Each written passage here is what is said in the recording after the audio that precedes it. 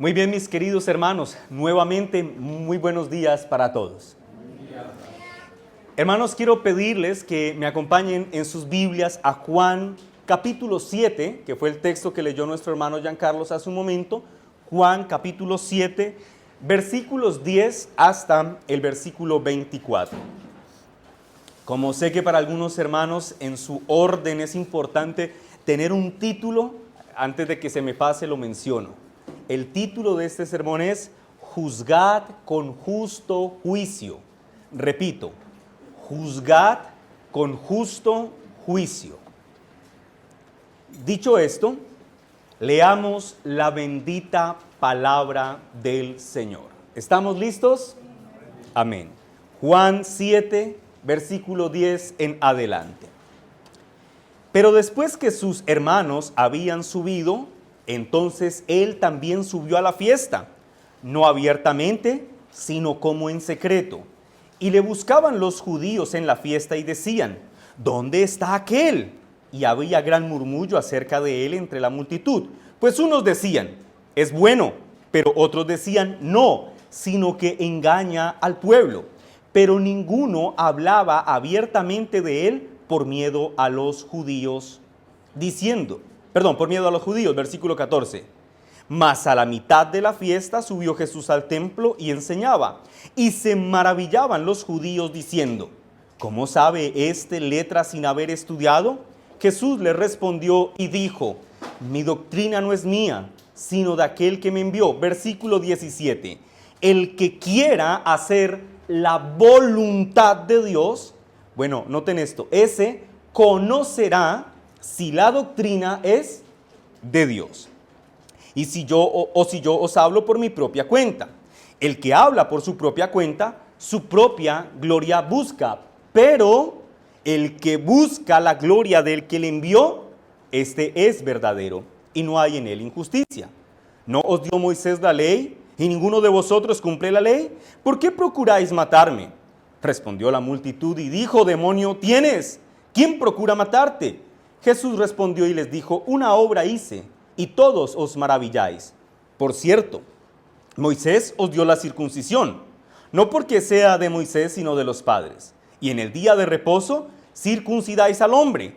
Si recibe el hombre la circuncisión en el día de reposo, para que la ley de Moisés no sea quebrantada, ¿os enojáis conmigo porque en el día de reposo sané completamente a un hombre? Versículo 24. No juzguéis según las apariencias, sino juzgad con justo juicio. Amén.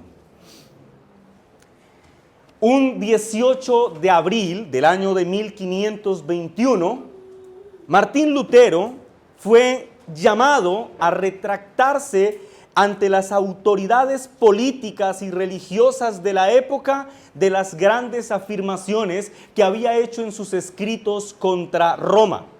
A este momento de la historia se le definió como la bula papal, o más específicamente como la dieta de Worms. Se dice que Johann von Eck, quien era el portavoz imperial, tomaría todos los escritos de Lutero y los pondría sobre una mesa y le diría a Lutero, ¿reconoce usted estos escritos como suyos? Y luego le diría, ¿y está dispuesto a retractarse de todas las herejías que estos escritos contienen? Sin embargo, pese a la presión que estaba ejerciéndose sobre Lutero, en vez de someterse a las ambiciones religiosas de quienes lo estaban acusando, veremos que Lutero apela a su conciencia, pero sobre todo, mis hermanos, por favor no se distraigan, sobre todo Lutero apelará a las sagradas escrituras para responder ante la situación que está viviendo. Esa firmeza que mostrará Lutero para declarar sus convicciones quedó impregnada en los anaqueles de nuestra historia. Lutero respondió ante las preguntas de Johann von Eck lo siguiente. Noten la respuesta de Lutero. Ahora tengan presente esto. Lutero está respondiéndole a los líderes políticos y religiosos de la época y les dice, puesto que vuestra majestad y vuestros señores desean una respuesta simple, Entonces yo responderé sin cuernos y sin dientes. Y su respuesta fue esta: a menos que me convenzan con las sagradas escrituras y con la mera razón, es decir, que su pensamiento sea razonablemente entendible a la luz de las escrituras, dice Lutero, no acepto la autoridad de papas y de concilios, pues se han contradicho entre sí. Mi conciencia está cautiva de la palabra de Dios. No puedo retractarme y no me retractaré de nada, pues ir en contra de la conciencia, esa que está cautiva a la palabra de Dios, no es justo ni seguro. Dios me ayude. Amén. Su asombrosa y heroica valentía, mis hermanos, tiene mucho que enseñarnos. Pero creo que hay algo que podemos destacar de este evento histórico para el propósito de nuestro sermón. Y esencialmente es esto: que el verdadero juicio espiritual de las cosas no se rige por las estructuras o la presión humana, sino que el verdadero juicio de las cosas ha de regirse por la palabra de Dios. Repito esto: el verdadero juicio, la verdadera evaluación sobre las cosas que podamos experimentar en esta vida, no se rigen por tu criterio ni por mi criterio, sino por la bendita palabra de Dios. O dicho de otra forma, el juicio correcto sobre todas las cosas es aquel que se hace en correspondencia directa a las Sagradas Escrituras. Y si algo contradice las Sagradas Escrituras, aun si ese algo son tus propios sentimientos o tu humana lógica, entonces debes ignorar tus sentimientos y debes ignorar tu humana lógica y alinearte con la palabra de Dios. Eso podemos extraer de la historia de Lutero, que debemos actuar y juzgar todas las cosas basados según la lógica que Dios ha revelado para nosotros en su bendita palabra. De hecho, como vemos, Lutero no se retractó. Ahora, ¿por qué no se retractaría? Bueno, porque sus declaraciones en contra de Roma no iban en contraposición a la palabra de Dios. De hecho, si Lutero se hubiese retractado frente a las declaraciones que había hecho contra Roma, probablemente allí podríamos decir que Lutero sí fue en contraposición a la palabra de Dios. En palabras simples, Lutero, al enfrentar una situación muy complicada, tan complicada que, como continúa la historia contándonos, su vida queda en peligro de muerte, al enfrentar una situación tan compleja como esta, él decide no ceder a las presiones y pretensiones de los hombres, sino que se encomienda a Dios y juzga su realidad, no basado según lo que él considere que le conviene, sino basado según las Sagradas Escrituras. De hecho, juzgar todas las cosas según la palabra del Señor es el tema de Juan capítulo 7, versículo 10 al 24, que es el texto que estaremos analizando en esta mañana. En esta sección que estaremos viendo, Juan nos enseña sobre la necesidad que tenemos de discernir todas las cosas a la luz de la palabra de Dios, y nos dará dos elementos esenciales que debemos utilizar o que deben estar presentes en nosotros si es que queremos discernir la realidad a la luz de las Sagradas Escrituras. En primer lugar, Lutero dice, las Sagradas Escrituras dicen, el que quiera discernir su realidad a la luz de la voluntad del Señor, esa persona debe tener una disposición de corazón a someterse a las Sagradas Escrituras, la palabra de Dios. Y en segundo lugar, esa persona debe tener como un objetivo máximo de existencia la gloria de Dios. En un momento vamos a ver esos dos puntos, no se afanen en tomar nota, por ahora solo quiero mencionarlos.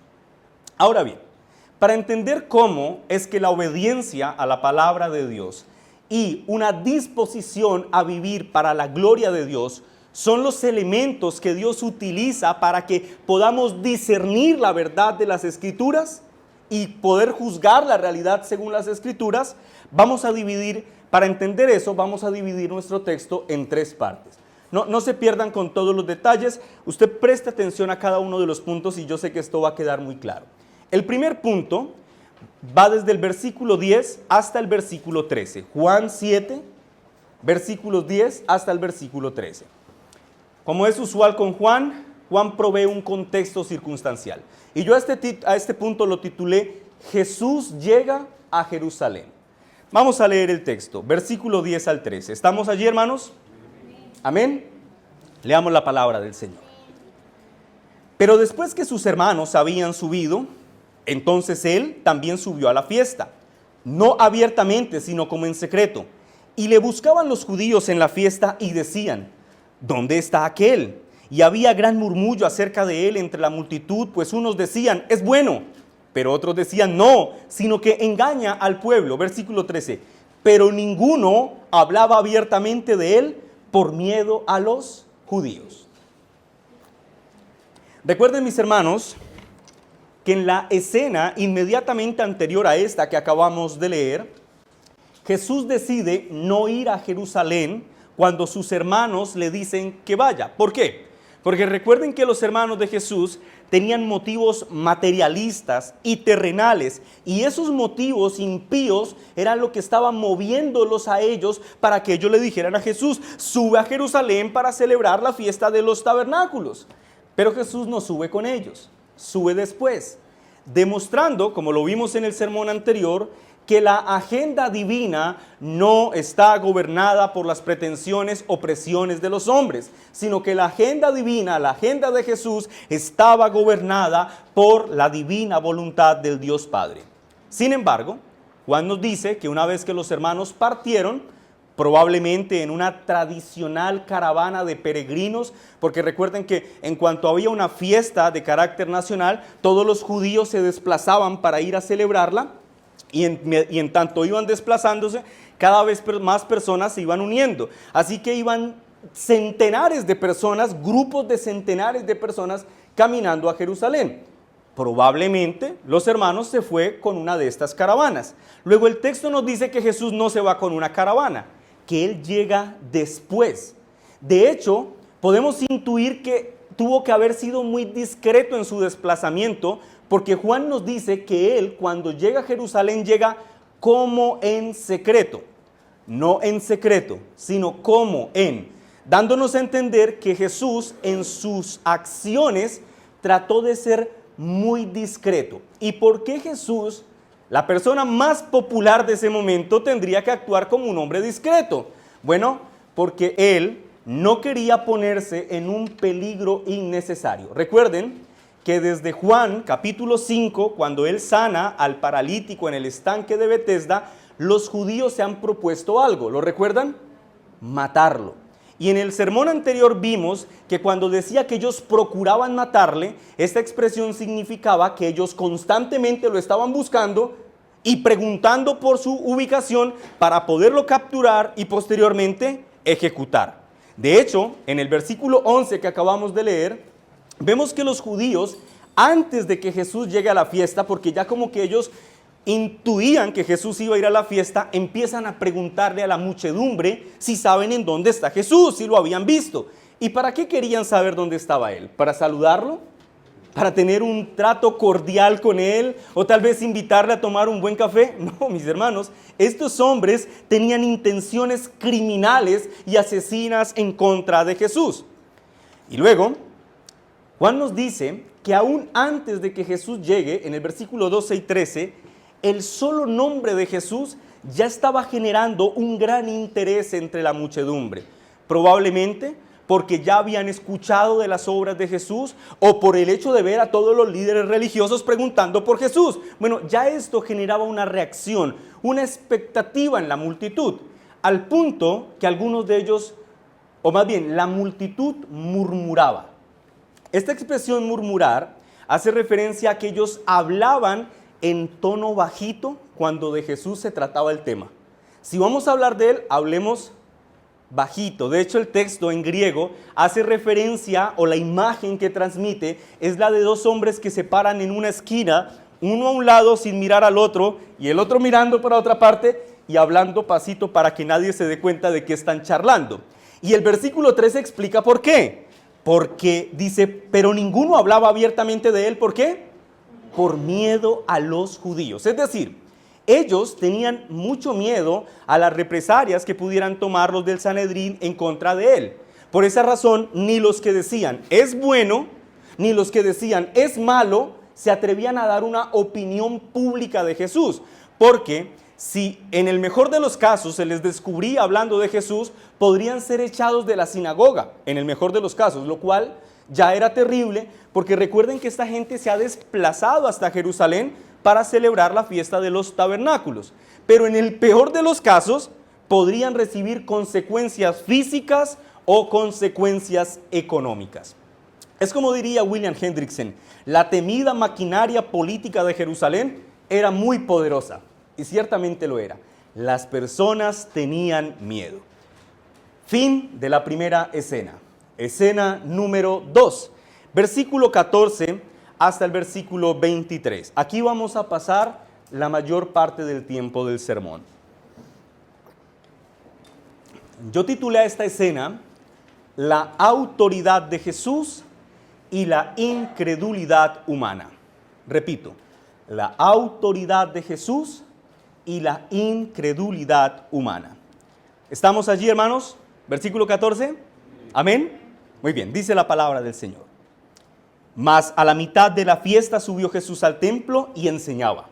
Y se maravillaban los judíos diciendo, ¿cómo sabe este letras sin haber estudiado? Jesús le respondió y dijo, mi doctrina no es mía, sino de aquel que me envió. El que quiera hacer la voluntad de Dios, conocerá si la doctrina es de Dios o si yo hablo por mi propia cuenta. El que habla por su propia cuenta, su propia gloria busca. Pero el que busca la gloria del que le envió, este es verdadero y no hay en él injusticia. ¿No os dio Moisés la ley y ninguno de vosotros cumple la ley? ¿Por qué procuráis matarme? Respondió la multitud y dijo, demonio tienes. ¿Quién procura matarte? Jesús respondió y les dijo, una obra hice y todos os maravilláis. Por cierto, Moisés os dio la circuncisión, no porque sea de Moisés, sino de los padres. Noten los detalles. Y en el día de reposo, circuncidáis al hombre. Si recibe el hombre la circuncisión en el día de reposo para que la ley de Moisés no sea quebrantada, pregunta con una lógica inquebrantable. ¿Os enojáis conmigo porque en el día de reposo sané completamente a un hombre? ¡Wow! Ahora Juan nos dice lo siguiente, en esta segunda escena, que Jesús finalmente ha llegado a Jerusalén y que una vez llega, decide salir del anonimato y va al templo y empieza a enseñar. Probablemente lo que nos dicta el sentido común es que está enseñando en el atrio de los gentiles. Y luego Juan nos dice que los judíos, que es una referencia a los líderes religiosos que estaban allí, se escandalizan de Jesús. Y con un tono muy despectivo, mientras lo ven enseñando, dicen, ¿cómo sabe este letras sin haber estudiado?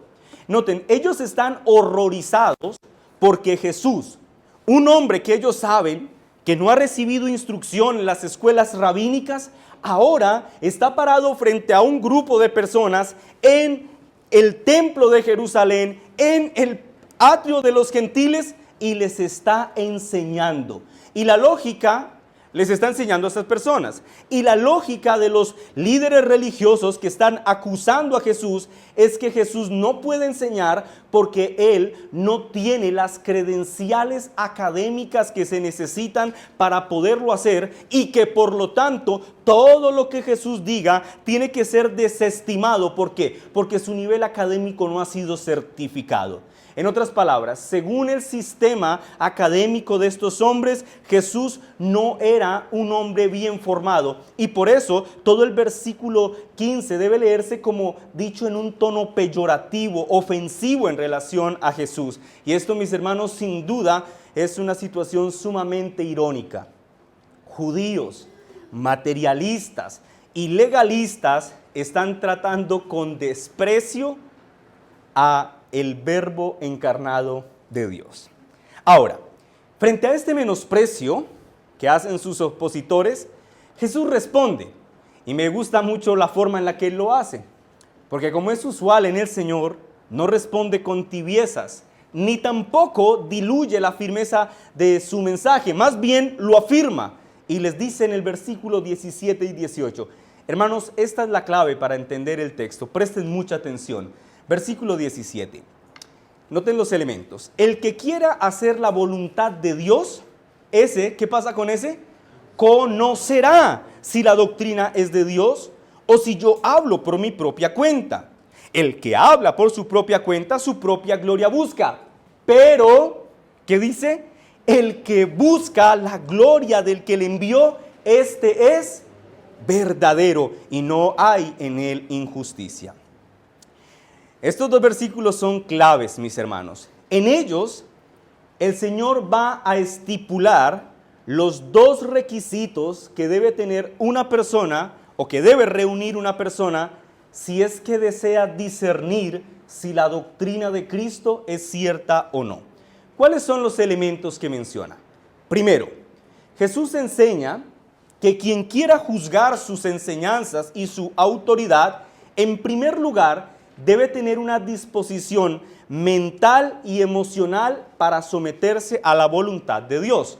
Lean conmigo el versículo 17 y miren los detalles. El que quiera hacer la voluntad de Dios, es decir, someterse, sujetarse, obedecer, mira lo que pasará con él. ¿Cuál es la consecuencia? Conocerá si la doctrina es de Dios o si yo hablo por mi propia cuenta. Es decir, si una persona no tiene un verdadero deseo de obedecer a la palabra de Dios, entonces esa persona nunca podrá discernir la cristalina verdad de la doctrina cristiana.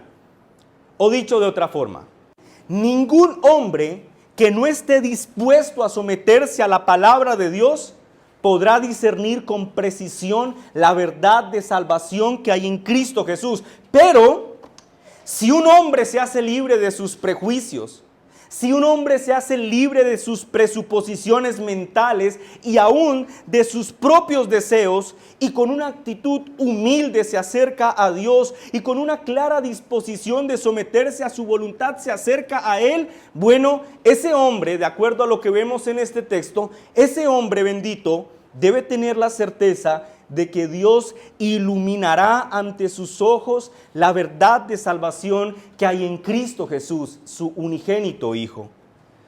Yo quiero que ustedes noten esto, hermanos.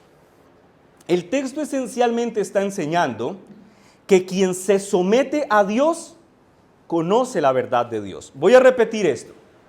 Quien se somete a Dios, pero digo someterse a Dios, hermanos, en la plenitud de su contexto, quien se somete a la voluntad que Dios ha revelado en su palabra, ese conocerá la verdad de Dios. Ahora, la verdad de la que se está hablando en este texto es dicha en relación a Cristo, es en pertenencia a Cristo.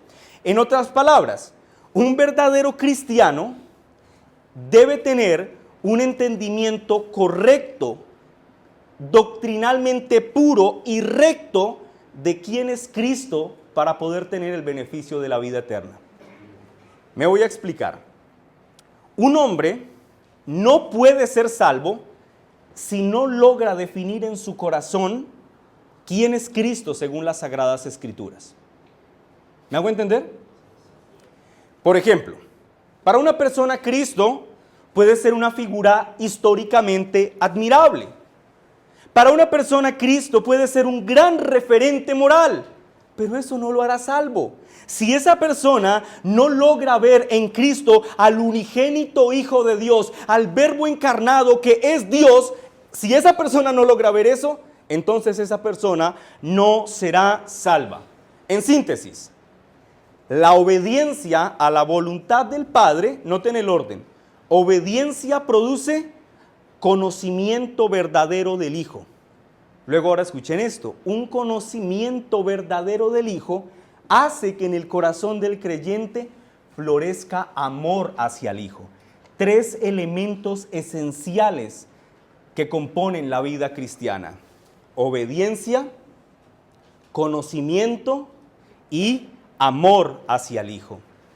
William Hendrickson lo expresa de la siguiente forma: Cuando intentamos descubrir la fuente de nuestro amor por Dios en Cristo, encontramos que ese amor brotó de la contemplación de los hechos del Evangelio y de nuestra interpretación del significado de estos hechos.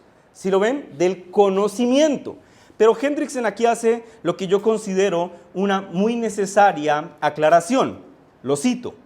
Dice, sin embargo, nos apresuramos a agregar que el conocimiento en sí mismo nunca produce amor. Lleva al amor cuando el Espíritu Santo aplica ese conocimiento al corazón del hombre. Así que, si alguien desea discernir las verdades espirituales que Dios revela en su palabra, esa persona, en síntesis, para resumir la idea, tiene que estar plenamente dispuesta a someterse a la autoridad de Dios como se revela en las Sagradas Escrituras. Lo segundo que menciona el Señor es lo siguiente. El Señor le dice a sus detractores que si quieren discernir la verdad de sus enseñanzas, entonces ellos deben tener como propósito central de sus vidas la gloria de Dios. Lean conmigo el versículo 18, hermanos. Dice el texto: el que habla por su propia cuenta, su propia gloria busca, pero el que busca la gloria del que le envió, este es verdadero y no hay en él injusticia. En otras palabras, quien quiera discernir la doctrina de Cristo debe tener el ideal adecuado. ¿Y cuál es el ideal adecuado en la vida de un hombre? La gloria de Dios. La Escritura dice, ya sea que coman o beban o hagan cualquier otra cosa, háganlo ¿para qué? ¿Para su gusto? ¿Para su deleite? ¿Para su contentamiento? No. ¿Para qué hacemos todo? Para la gloria de Dios. Si la gloria de Dios, mis hermanos, es el ideal en el oyente, entonces el oyente podrá detectar si la gloria de Dios es el ideal en la vida de quien habla. ¿Entienden eso? Si la gloria de Dios es su ideal, ustedes podrán detectar si la doctrina que les predican es verdadera. Y si quien predica tiene también este ideal de vida en su corazón. Y yo pienso, mis hermanos, que este es un punto muy práctico para nosotros, para la iglesia de todos los tiempos, pero permítanme aplicar esto a nosotros. Al venir cada domingo a la congregación, ¿vienes priorizando la gloria de Dios por encima de todas las cosas? Al venir el domingo a reunirte para adorar al Señor, vienes con la santa expectativa de escuchar su palabra predicada y luego someter tu vida a eso que vas a aprender. Hermanos, esas dos razones, la obediencia a la palabra de Dios y la gloria de Dios, deben ser elementos que deben retumbar en nuestros corazones cada domingo en la mañana mientras nos preparamos para venir al culto. Hermanos, encontrarnos con otros hermanos en la congregación es maravilloso. Compartir la comunión cristiana. Hoy después del culto tendremos nuestro almuerzo congregacional. Almorzar con los hermanos será una gran bendición.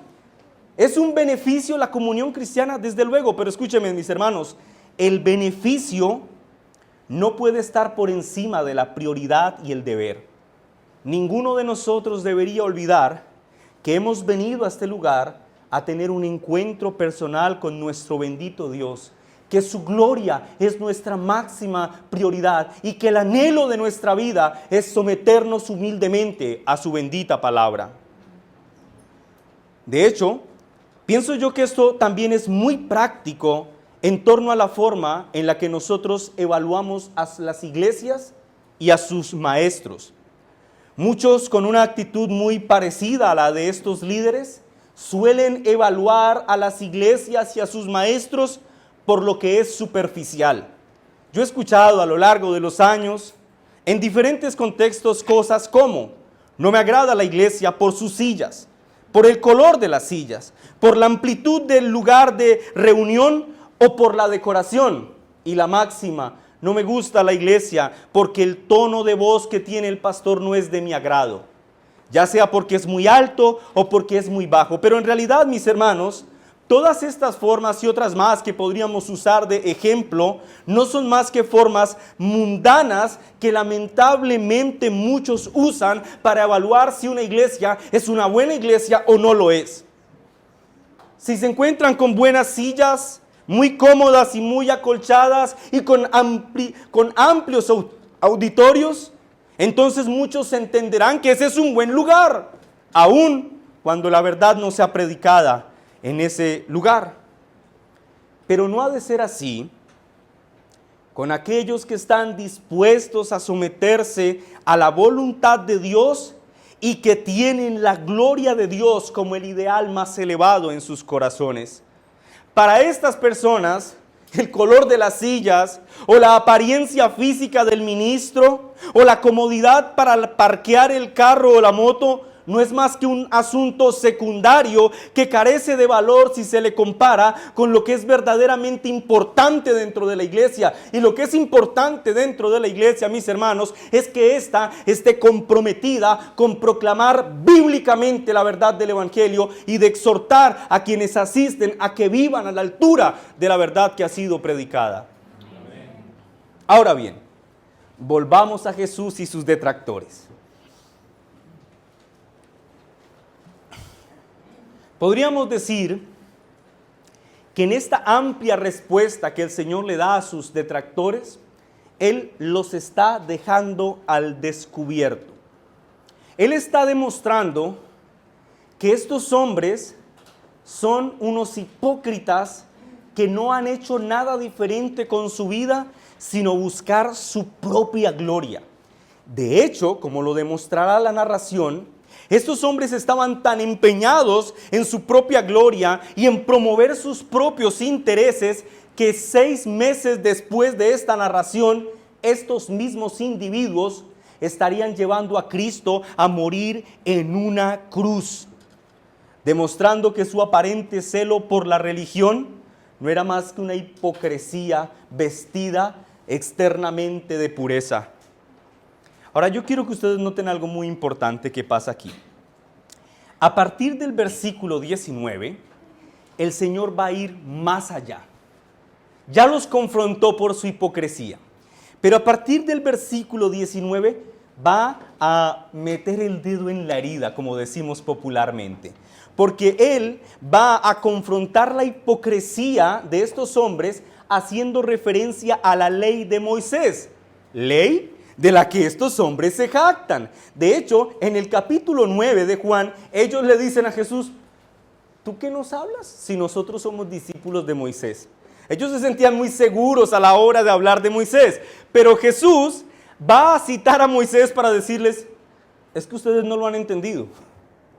Es que ustedes no entienden lo que Moisés dijo. Él les dice, versículo 19, ¿no os dio Moisés la ley y ninguno de vosotros cumple la ley? Les pregunta, ¿por qué procuráis matarme? Y lo que vemos aquí es que ahora el ofendido ahora toma la posición ofensiva contra sus ofensores.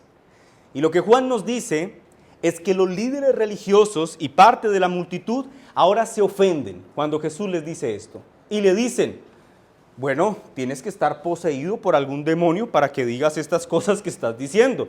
De fijo, usted está poseído por algún espíritu demoníaco y por esa razón usted nos está acusando de quererlo asesinar. Pero luego, de manera asombrosa, en el versículo 21 hasta el versículo 23, el Señor cierra con broche de oro su argumento. Vamos a leerlo, hermanos, de forma fragmentada. Mientras lo vamos leyendo, lo vamos explicando para que quede claro lo que hace el Señor aquí. Versículo 21.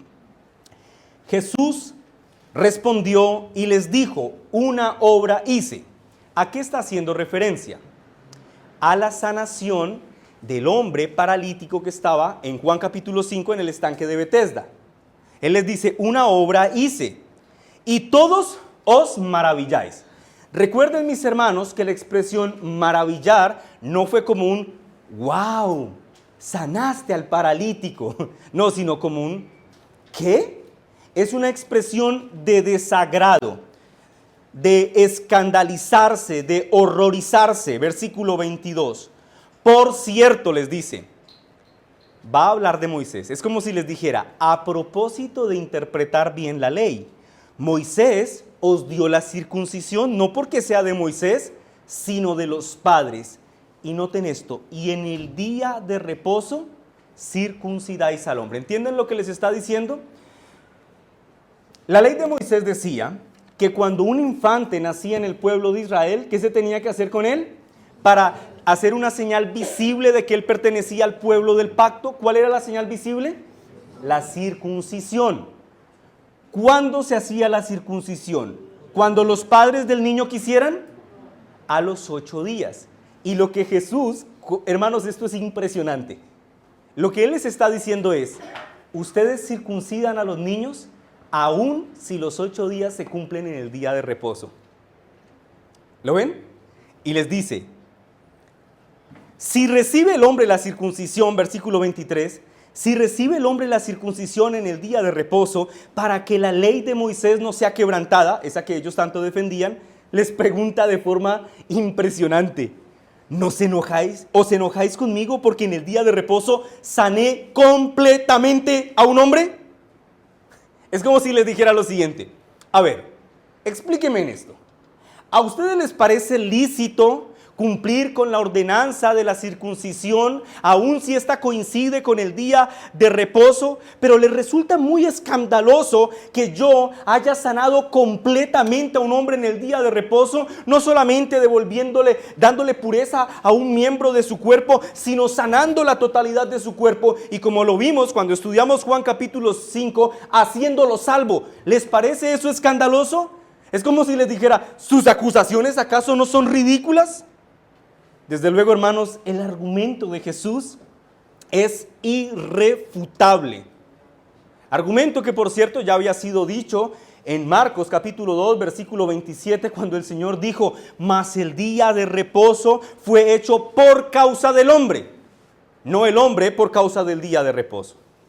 O como explicaría Calvino este asunto. Calvino lo explica así. La circuncisión era debidamente observada por los líderes religiosos y lo hacían con mucha reverencia. Y cuando se realizaba en el día de reposo, sabían que la ley no era violada por ello, porque las obras de Dios concuerdan bien entre sí. Dice Calvino, por lo tanto, Cristo les demuestra que al sanar a un hombre enfermo en el día de reposo, no ha hecho nada contrario a la ley, sino que está cumpliendo con sus santos propósitos. Y ellos lo quieren asesinar por haber sanado a este hombre en el día de reposo. Ahora bien, ese es el fin del segundo punto. Vamos al tercer punto de mi sermón, versículo 24. Leámoslo y ya les digo el título. ¿Están allí? Versículo 24. A la luz de todo esto, él concluye diciendo, Jesús, no juzguéis según las apariencias, sino juzgad con justo juicio. Y yo titulé a este tercer punto, mirando más allá de lo superficial. En el sentido estricto de su contexto, el Señor en estas palabras está diciendo lo siguiente. Permítanme parafrasearlo. Él dice, no juzguen las apariencias de las obras que yo he hecho. Sin duda, sané a un hombre en el día de reposo. Pero ¿acaso el acto que hice no fue un acto de necesidad y de misericordia? Bueno, ciertamente lo fue. Por lo tanto, mis acciones hechas en el día de reposo son lícitas, tanto como la circuncisión que ustedes tanto veneran y permiten que se haga en el día de reposo. Así que él es como si concluyera diciéndoles, no condenen precipitadamente una acción sin mirar más allá de lo superficial. Ahora noten esto, hermanos. El Señor les dice a estos hombres, no juzguéis. En gramática, esto es un imperativo. Es decir, el Señor no les está dando una sugerencia. Él no les está diciendo, bueno muchachos, la verdad es que sí me parece un poco injusto lo que están haciendo. Yo les sugeriría que no lo vuelvan a hacer. No, el Señor está dándoles una orden. Ahora, el hecho de que el Señor les esté ordenando no seguir juzgando precipitadamente demuestra que estos hombres eran culpables de haber juzgado erróneamente a Cristo. Y hermanos, lean esto con detenimiento.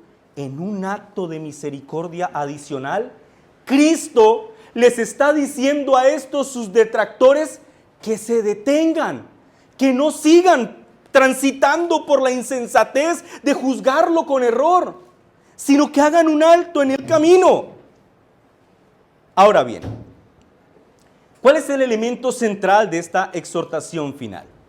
Básicamente podríamos resumirlo así: que sus opositores dejen de emitir juicios precipitados, que dejen de hacer conjeturas basados en sus propios intereses y escuchen esto, que se ejerciten en el discernimiento a través de un correcto entendimiento teológico y moral antes de emitir cualquier juicio.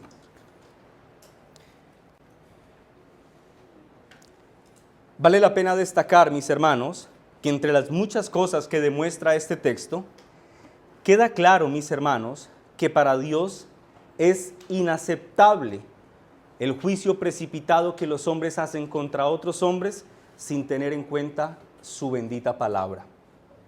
Eso significa que nosotros somos exhortados a juzgar todas las cosas según lo que nosotros creemos que es correcto, lo que a nosotros nos gusta, lo que Dios ha revelado en su palabra.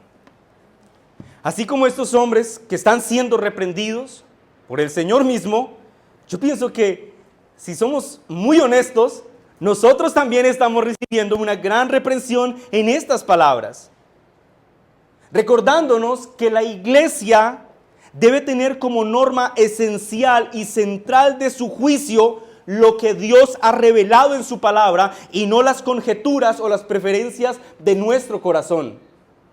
Hermanos amados, quien gobierna la iglesia es Cristo y lo hace a través de su palabra y usa a ministros, vasijas falibles como lo somos nosotros para proclamar la gloria del evangelio. Pero quien gobierna la iglesia, la cabeza de la iglesia es Cristo, gobernando a su iglesia por su palabra.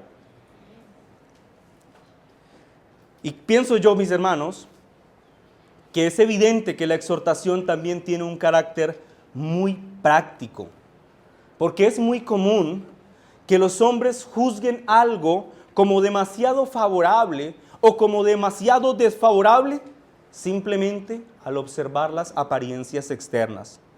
Nosotros, como estos hombres, debemos reconocer que somos culpables de juzgar muchas de las cosas de Cristo y de su iglesia basados en las preferencias de nuestro corazón. Pero además, no solo somos culpables de juzgar las cosas divinas por las preferencias de nuestro corazón o con la ligereza que nos indican nuestros sentimientos, sino que también tenemos la odiosa tendencia de juzgar precipitadamente y con fundamentos insuficientes a quienes nos rodean. Con facilidad solemos decir si alguien es bueno o es malo, sin la mayor información que la que podamos observar a simple vista. Con facilidad podemos decir, ese hombre es piadoso y aquel es impío, pero lo único que tenemos para hacer tales afirmaciones son las apariencias, que por cierto sirven de muy poco.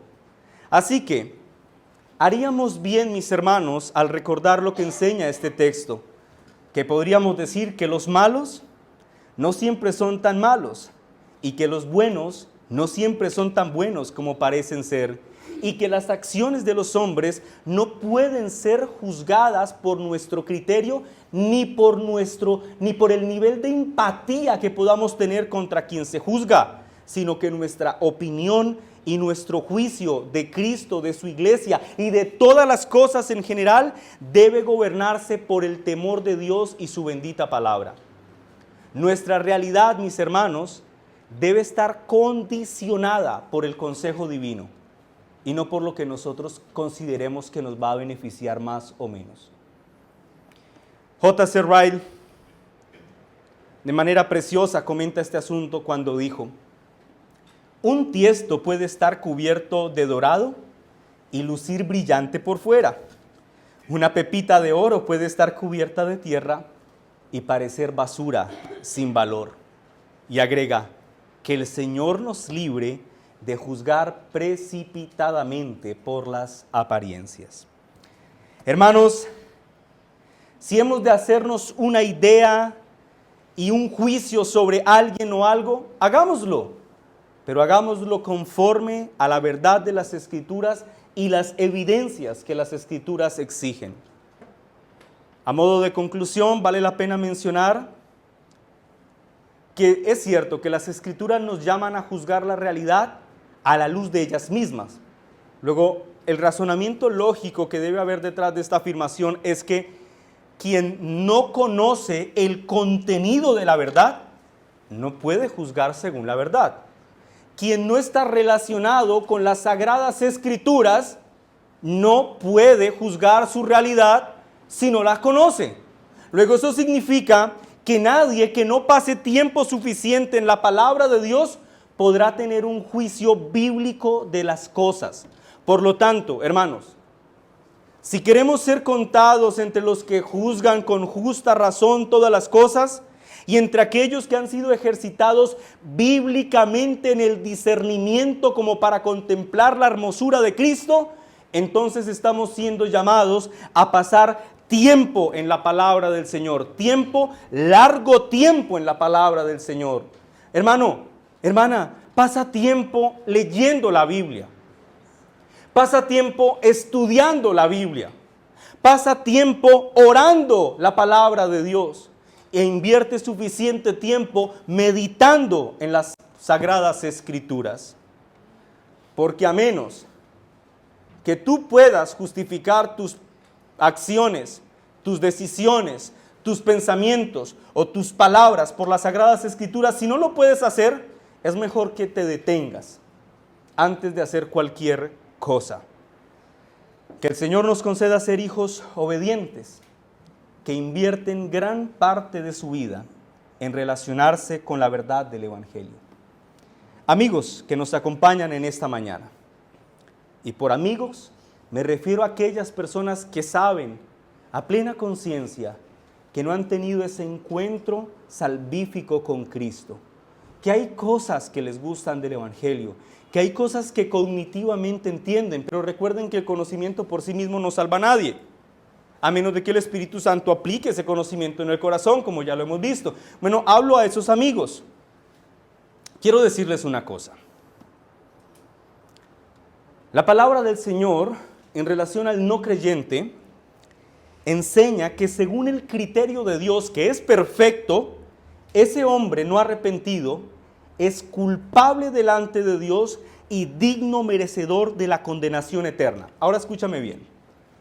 Esto que yo acabo de afirmar, no lo afirmo porque sea lo que yo quiero decirte.